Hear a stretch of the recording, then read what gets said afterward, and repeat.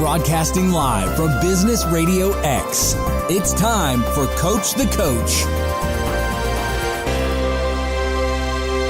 Welcome to Coach the Coach, helping business coaches deliver more impact in less time. Stone Payton Lee Cantor here with you this afternoon. If you want to help more people make more money and own your backyard, go to brxteam.com. Lee, this is going to be a fantastic show. Please join me in welcoming to the program CEO with Think Business Growth, Inc., Miss Sharon Rich. How are you? I'm awesome. How are you? We are doing great. And Sharon, before we get too far into things, tell us about Think Business Growth. How are you serving folks? So Think Business Growth is a change management, leadership team development, and team execution building firm based in Los Angeles, California. And we work with organizations that know that they can do a better job of contributing and serving their customers and serving their teams and making a difference in the world. So in order to believe that, they have to have some self-awareness, some level of consciousness in their leadership. Is that right? It's essential.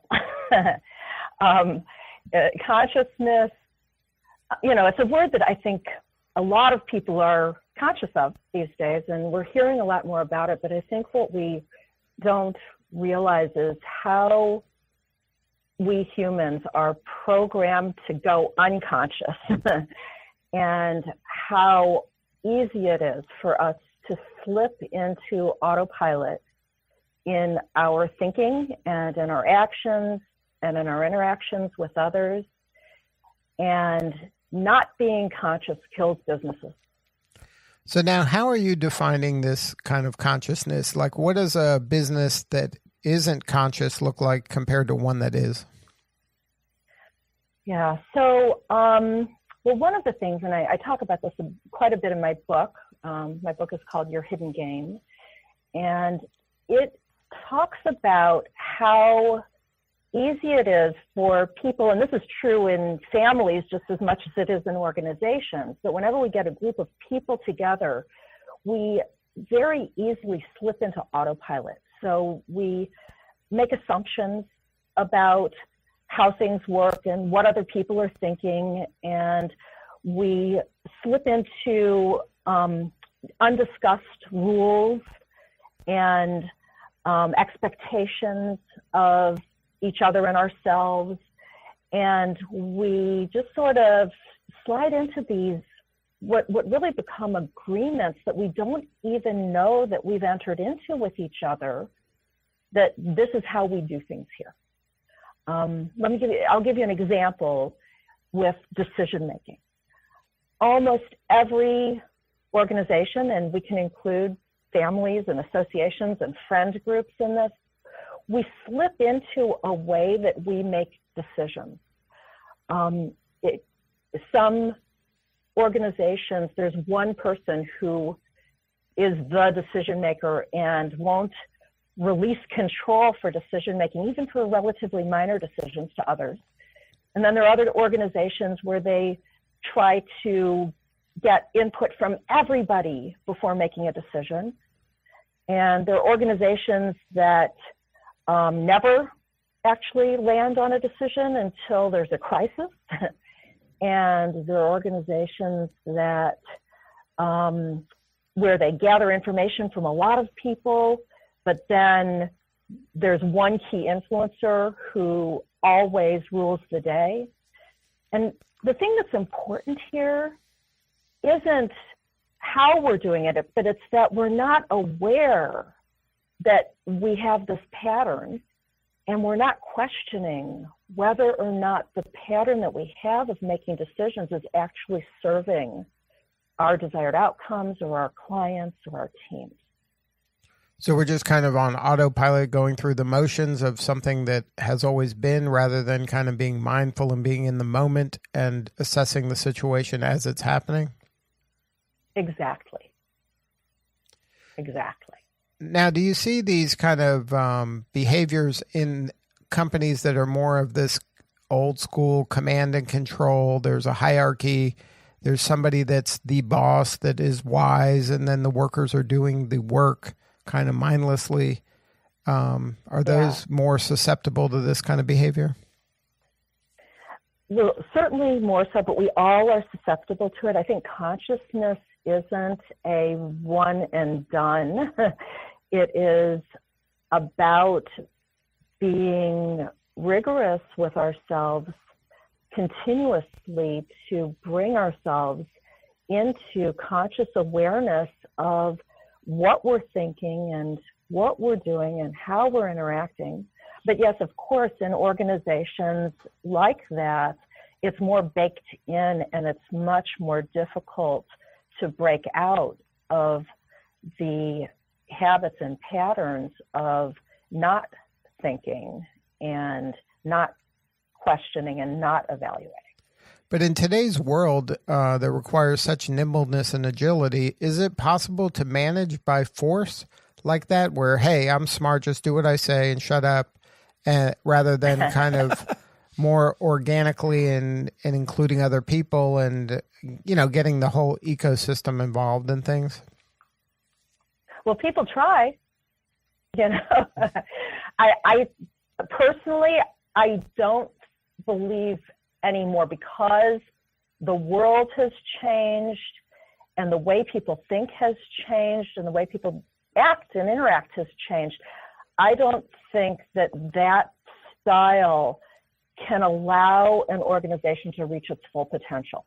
So organizations certainly do survive with that old school authoritarian, control and force kind of management style, but I don't believe that they can possibly get the highest level of performance out of their teams or get the full information and understanding of the context that they're existing in that they need to really deliver on their vision and mission.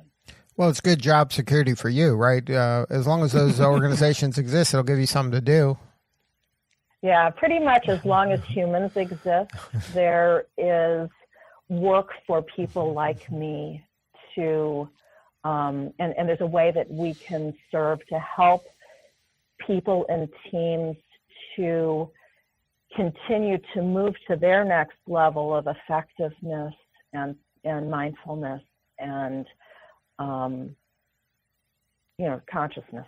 So. Now, is that how you get brought in? Maybe the leader has some self-awareness and buys into this consciousness, and they have some employee or manager that is more kind of old school and they want to get that person to the next level, so they bring in your organization to help coach him up? Or is that some of your work?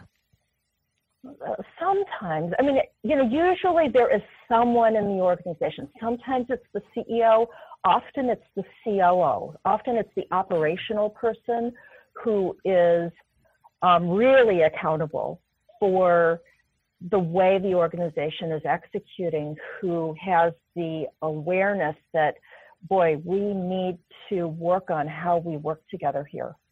And we need some outside support. We're not doing this on our own. More often, I tend to work collectively rather than individually. I find that I can get the fastest, most stable and sustainable change in organizations by working with the entire senior leadership team, or with those middle managers who are so used to working in silos and aren't necessarily seeing the overall business problems and opportunities and constraints and needs. And by working with them as a group, we can create real fast but solid culture change and bring the whole organization into a higher level of consciousness and function. And that's what's needed in order for this to stick and to really permeate the organization, right? It has to impact the culture. It can't just be a tactic. Right. It can't just be a tactic, and you can't do it individually. It has to be cultural. It has to be the way we all think and act and work together. It can't, if we've got individuals, they're going to end up pulling in different directions. And what we're looking for is teamwork. You know, if you think about any kind of sports team or any kind of performance group, right, they need to be really aligned in how they're thinking and how they're playing and how they're solving problems together in order to perform. And business is really no different in that regard than a baseball or football team or an orchestra or a theatrical group, where it's just that those kinds of organizations, their feedback is immediate, right? So they're held accountable by their fans or by the audience for their performance. In business, it's a little bit slower moving, that accountability, and so we tend to be slower to pick up on that and to practice in the same ways. But business, our accountability is big and the stakes are often much, much higher. And when we can start to think in this kind of accountable cultural way, we can completely transform the results we're producing. Well, yeah, like you mentioned in sports or performance, you know, your results are, you know, obvious. Your record is who you are, right? But in business, it may not be as obvious initially, but what are some of the symptoms that maybe you need to start thinking in this new manner and really kind of work on your culture and improve your level of consciousness? So the symptoms that you can observe in your organization is, you know, often it shows up in conflict, right? Where there are breakdowns between people or breakdowns in the flow of information or your organization's ability to meet deadlines or hit metrics or solve problems. So anything that is showing up as a failure or a slowdown or some kind of area of underperformance points to an opportunity to improve the way that we work and to look at where we've slipped into unconscious patterns that might have worked beautifully at one point in time, but maybe don't in our new set of circumstances. Is there anything an organization can do, you know, without working with you, like some low-hanging fruit that they can make some changes or make some improvements? Well, sure. I mean, I think that one of the most important things is to talk about how we work together. And that's what my book is all about, is the book brings out 10 agreements that we tend to be unconscious of, that if we just open up these conversations in our organizations, probably amongst the senior leaders, but then driving these conversations through the organization and talk about, well, gee, you know, how are we making decisions here? How are we sharing information with each other? Can we do this better, right? How are we dealing with problems as they show up? Are we ignoring them? Are we allowing them to continue? Are we addressing them in a productive way, or are we addressing them in a way that causes people to shut down? And so just by making new intentional agreements that are out on the table and striving to change our behaviors to come into alignment with these agreements, that can go a really long way. Now, when you're saying these agreements, so you mentioned 10 agreements that are discussed in your book. Is this something that the senior leadership sits down and go, okay, this is the 10 conversations we should be having, and we're going to talk about this on a regular basis, and we're all going to get aligned around answering these things collectively? How does it work kind of practically in terms of how the company would implement this? Yeah, that would be a beautiful start. Because just imagine if the CEO or COO or some other key leader in the organization were to get everyone together and say, hey, let's talk about the way we're making decisions and how is this working, right? Where are these breaking down? How can we do this better? Let's talk about this. Because how often do we talk about this? We don't. We just slip into autopilot. And playing consciously, right? Being coached, whether internally by ourselves or by a facilitator who might have some objectivity that we might not have to help us see that can completely change the game, get us broken out of the stuff that we don't even know we don't know, and that might be getting in our way. If you're just joining us, you're listening to Coach the Coach, helping business coaches deliver more impact in less time. If you'd like to help more people make more money and own your backyard, go to brxteam.com. We're visiting with Sharon Rich. She is CEO with Think Business Growth, Inc. We've been talking about organizational agreements, managing change. Sharon, Stone Payton here with Business Radio X. I've been listening in to your conversation with Lee with tremendous interest and intrigue. I have a question around this issue of impact as a practitioner, and I'm just curious to know, and I think maybe our listeners will be as well, how do you personally choose to define, measure, and make sure that you as a practitioner really are delivering genuine impact in your work? That's a great question, Stone. Thanks for asking. Well, one thing is that we, as part of our consulting process with our clients, we establish the metrics.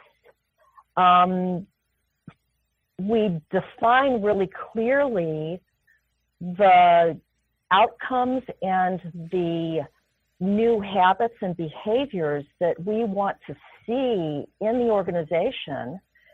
And we establish a way of measuring whether or not we're making these changes and exhibiting these desired behaviors and the impact of those behaviors on our business results. And so, so number one, very specifically, we are making our impact measurable so that we can all sense and observe whether or not what we're doing is working, and then we can make adjustments as we go. So I'm really looking for those kinds of improvements, along with things that you can sense in terms of the change in the culture, where I can really see people getting more excited. I can hear changes in the language that they're using with each other.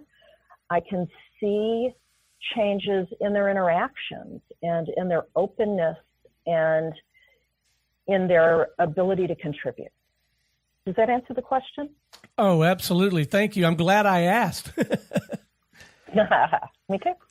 Now, Sharon, talk a little bit about your backstory. How did you get into this line of work? So I spent about 25 years as a leader in the world of advertising and marketing. And I owned my own agency, and then I served on the leadership teams of several other agencies that were both regional and national, and one that was even international. And I really noticed that as I progressed to more and more responsible levels of leadership, no one ever really had a conversation with me about who I was as a leader or what we were trying to accomplish. And pretty much it was kind of like, here's your hose, there are the fires, go for it. And over time, I started to see that I wasn't the only person who was sort of falling up into leadership roles, but without any kind of conversation about how I can succeed here, what success looks like, what kinds of tools I might leverage to accomplish what I'm presumably here to do. And that is what, that in going through a really botched or mishandled change in an organization and seeing the impact on the organization, its clients, the team, everybody, that really drove me to do this work and help other leaders to have more tools and support for navigating this complicated world. Now, coming from a marketing background, does that help you in your consulting because you have that lens as well? I am grateful every day for that background. It has taught me so much and equipped me so well for being able to take in and integrate a lot of complex information and being able to communicate clearly and effectively, and being able to, everything is marketing really, you know, I mean, we're constantly marketing to each other as well as to our communities and to our clients. So we can't really separate management and organizational behaviors from marketing. They're very much intertwined. So I really, really appreciate having had that background. Well, when business growth is 2/3 of your company's name, then ROI has to come into play here, right? So you have to have an ROI conversation, and having a marketing background probably helps you have those kind of conversations. For sure. For sure. Now, in your this is a slight pivot, I guess, in your career from going from a marketing person to this leadership consulting path that you're on. Do you have any advice for coaches out there, consultants out there that want to make that kind of a change? Anything that can help them smooth out their learning curve a little bit? I think that the most important thing that anyone can do is get inner clarity. It's really an inside job. And I'm constantly pivoting even within this business because the world around us is changing so fast, and the opportunities to serve are all over the place. And so I think it's being very clear about what the impact is that I want and am able to have, and developing my thinking and clarity around that, and knowing what not to focus on as well as what to focus on. I'd say that that's what I would advise other people to do. Now, is your work primarily in the marketing area? Is that where your clients are, or is your work go across industries? Yeah, not at all. I thought when I got into this that I would probably be working with a lot of ad agencies and marketing companies. And I do have some clients in that space, but I do a lot of work in healthcare. I do a lot of work in technology, manufacturing. I've worked with nonprofits. I've worked with people in professional services. So I really work with all different kinds of clients. I think what most of my clients have in common is, number one, that they are aware and that they are navigating growth and change. Every organization is, but some are more conscious of it than others. And that they recognize that the way that people work together is core. It is a core essential competency, and that it is worth an investment of time and money to get that. I don't want to say right as if it's, ever completely finished, but that it's worth working on, and that it probably makes a bigger difference. It trumps everything else. That if we get our culture right, if we figure out how to work together, then we can navigate anything. And so that's really what my clients have in common, regardless of what industry they're in. Now, if somebody wanted to learn more and have more substantive conversation with you, what are the coordinates, and maybe get a hold of your book as well? Yeah. So my book is called Your Hidden Game, and it is up on Amazon, as well as other platforms. I can be found at www.thinkbusinessgrowth.com, and I can be emailed at sharon@thinkbusinessgrowth.com, and I welcome conversations and, opportunities to meet and collaborate with new people. Well, Sharon Rich, thank you so much for sharing your story today. Thank you. It was a pleasure. All right. This is Lee Cantor for Stone Payton. We will see you all next time on Coach the Coach Radio.